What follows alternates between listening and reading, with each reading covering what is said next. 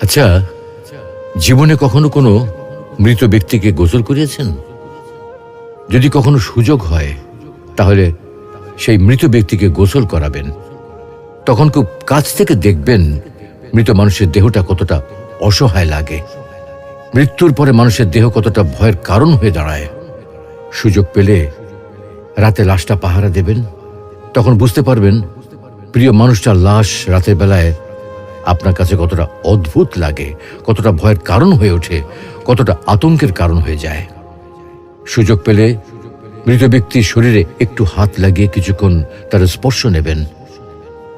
আপনি তখন উপলব্ধির সুযোগ পাবেন এই পৃথিবীতে বিশাল প্রভাব প্রতিপত্তি মৃত্যুর পরে কতটা নির্যাতনের রূপ নেয়।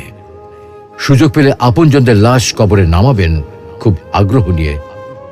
শেষবারের মতো মৃতদেহের মুখটি একবার দেখার চেষ্টা করবেন এবং বারবার উপলব্ধি করার চেষ্টা করবেন এই মৃতদের সাথে অনন্তকালের যাত্রার পথে এটাই আপনার জীবনের শেষ দেখা।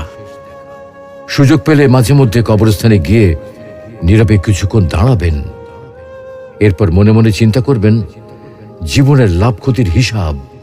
এই মৃত মানুষগুলো এই পৃথিবীতে কি করে গেছেন, কাদের রেখে গেছেন।